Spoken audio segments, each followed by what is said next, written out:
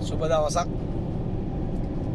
අද ලස්සනට ඉර පායලා තියෙන දවසක් මිලානෝ නගරයට 6:00 උදේ වෙලාව අපි වැඩ පටන් අරගෙන අපේ යන අතරතුර මට මේ කෝල් එක මේ පණිවිඩය දෙන්න උමනාවක් තිබුණා. ඉර ආව වැටලා තියෙනවා හොඳටම. මට අපි දැක්කා ජනමාධ්‍ය හරහා රණවිරුවෝ ඇවිල්ලා තියෙනවා CID එක ඉදිරියට ඇවිල්ලා ලොකු උද්ඝෝෂණයක් කරා. එතනදී විශේෂයෙන් මම කතෝලිකයෙක් වශයෙන් මේක කියන්න ඕනේ. එතනදී කාඩිනල් වහන්සේට ඉතාමත් පරුෂ වචනෙන් බැන වැදුනා. ඉතාමත් මම කතෝලිකයෙක් වශයෙන් විශේෂයෙන් සිංහල කතෝලිකයෙක් වශයෙන් මොකද මමත් යම් හේතුවක් උඩ මං ඉපදිලා විනාඩි 45න් මාව ක්‍රිස්තියානි කරලා තියෙනවා. නම් මේ සභාවේ දෙවියන් වහන්සේ විසින් මාව තෝරාගෙන තියෙනවා ඉතාමත් විනාඩි 45ක් වගේ කාලයක්. ඒතර මගේ යුතුයකමක් තියෙනවා මේ සභාවට හානියක් වෙනවා නම් කතෝලික සභාවට විශේෂයෙන් ශ්‍රී ලාංකික සිංහල කතෝලිකයන්ට හානියක් වෙනවා නම් ඒ ගැන ඍජුවම බය නැතුව කතා කරන්න. මොකද මම ස්වාමිලාට කොටි ලේබල් ගහද්දී යුද්ධ කාලේ මම කතෝලික සභාවේ කොඩිය අරගෙන හැම උද්ඝෝෂණයක්ම හැම පෙළපාලියක්ම හැම LTT විරුද්ධ හැම තැනකටම ගිය පුද්ගලයෙක්. කතෝලිකයේ සභාවේ කොඩිය අරගෙන. ඒ නිසා සිංහල කතෝලිකයා රකින්න ලොකු සටනක් දෙන මිනිහෙක් වශයෙන් කාඩිනල් වහන්සේට මෙතින් මේ තැනට වැටෙන්න කාඩිනල් වහන්සේ හදාගත්තේ ගැන මම කනගාටු වෙනවා. විශේෂයෙන් මම උන්වහන්සේ අවුරුදු 28කට පස්සේ අපිට කාඩිනල් කෙනෙක් හම්බෙන්නේ. ඒතොර ඒ කාඩිනල් වෙච්ච අවස්ථාවේ පළවෙනි ශ්‍රී ලාංකිකයා වතිකානුවේදී උන්වහන්සේගෙන් ආශිර්වාද ලබා ගත්තා. ඒ වරප්‍රසාදෙත් මට තියෙනවා. ඒක නිසා අපි උත්සාහ කරන්න හැම වෙලාවෙම සභාව රකින්න හරි මිනිස්සුන්ට හොඳයි කියන්නත් වැරදි නම් අපි බය නැතුව ලෝගෝ ඇඳගෙන කරන වැරදි අයට විරුද්ධව හඬක් නගන්න කිසිසේත් පැටලෙන්නේ නැහැ. ඉතාමත් කුණුහරුපෙන් බැන්න. ඒ වගේම ෆාදර් ජූටුයි ෆාදර් සිරිල් ගාමිණී ඇත්තටම මයික් ටයිසන්ලා වගේ සභාවේ තියෙන ගරුත්වයේ දිගින් දිගටම විනාශ කරනවා. මේක හිඟන්නගේ තුවාලයක් කියලා මම එදා ඉඳන්ම කිව්වා. යුද්ධ වගේම මම මේ පාස්කු මේක. ෆාදර් ජූට් කියනවා රණවිරුවෝ නෙමෙලු බුද්ධියන්සේ. එතකොට මේ කාගේ සල්ලි වලින්ද මේගොල්ලෝ මේ යපෙන්නේ? එක්කෝ ත්‍රස්තවාදී LTT ත්‍රස්තවාදී සල්ලි වලින්ද? එහෙම නැත්නම් මුස්ලිම් අන්තවාදීන්ගෙද? මොකද අපිට ලොකු සැකයක් තියෙනවා කාඩිනල් වහන්සේ පාස්කු දිනේදී ඩොනල්ඩ් ට්‍රම්ප්ට වයින්නවා.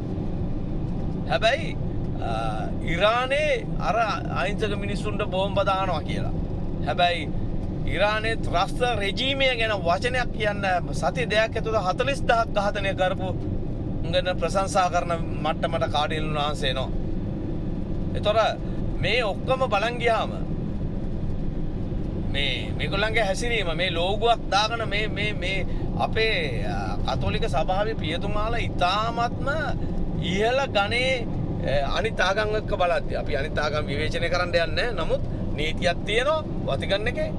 අපිට සැලැස්මක් තියෙනවා. අපි බොහොම ගහම්බීරෙන් අපේ පියතුමාලා ගැන අපි කතා කරන්නේ. හැබැයි දැන් මේ අවස්ථාවේ ඉඳලා ඉතාමත්ම අපිට දිගින් හරහට කතා කරනවා. මේ වීඩියෝ එක මට එවනවා හැම කෙනෙක්ම. කාඩිනල් වහන්සේට මෙහෙම බයින්න කාඩිනල් වහන්සේ මේ කරේ මොකද්ද? ඇයි මෙතින්ට මිනිස්සුම වෛරයට මිනිස්සුම කාඩිනල් වහන්සේ ඇදලා දාන්නේ? සභාවත් විනාශ කරන්නද කියලා. ඒක නිසා මේකට ඍජු උත්තර අපිට අවශ්‍ය වෙනවා. උන්වහන්සේගේ අඩුපාඩු අපි දකිනවා. උන්වහන්සේ මීගොමේ ඉදි මොනවාද කරේ? මීගොමේ ඉදි මම ડોක්ටර් ජයලත් ජයවර්ධන එක්ක ඉන්න කාලෙත් මට උන්වහන්සේ ගැන හුඟක් දේවල් දැනගන්න ලැබුණා. හැබැයි මම එකක් කියන්න ඕන. කෙසේ හෝ අපිට මේකට හරි උත්තරයක් අවශ්‍යයි. මොකද නැත්නම් පාරේ බැහැලා යන්න බැරි තැනට කතෝලිකයන්පත් වෙනවා. සිංහල කතෝලිකයෝ ලෝකෙට ඉන්න අපි විතර ශ්‍රී ලංකාවේ සිංහල කතෝලිකයෝ විතරයි ලෝකෙට සිංහල කතෝලිකයෝ ඉන්නේ. ඒ නිසා කරුණාසෙන් ඉල්ලා සිටිනවා මෙවට ඍජු උත්තර දෙන්න. මොකද එන්නම අපිට මේ පාස්කු ප්‍රහාරය මේ LTT හිතවාදීන්ට මැයි මාසේ ගන්න ආතල් ටික ගන්න දෙන්න.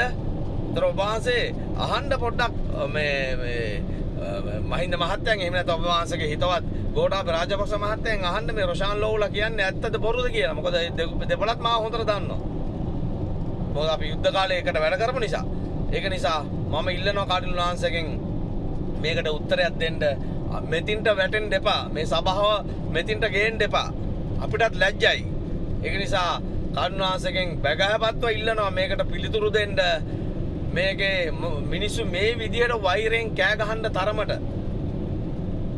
ජෙනරල් සාලේ ඔහු සම්බන්ධ වෙලා තියෙනවා නම් ඔහුට ඒ නීතිය ක්‍රියාත්මක කරන්න ඕන. හැබැයි බල්ලෝ බලල්ලු වගේ ඒක කරන්න හම්බෙන්නේ නැහැ. මොකද දැන් අපි සැලසුම් හැදෙනවා අනිවාර්යයෙන්ම මානව හිමිකම් කොමිසමට යන්න. දැන්ට මේවට කතා කරනවා.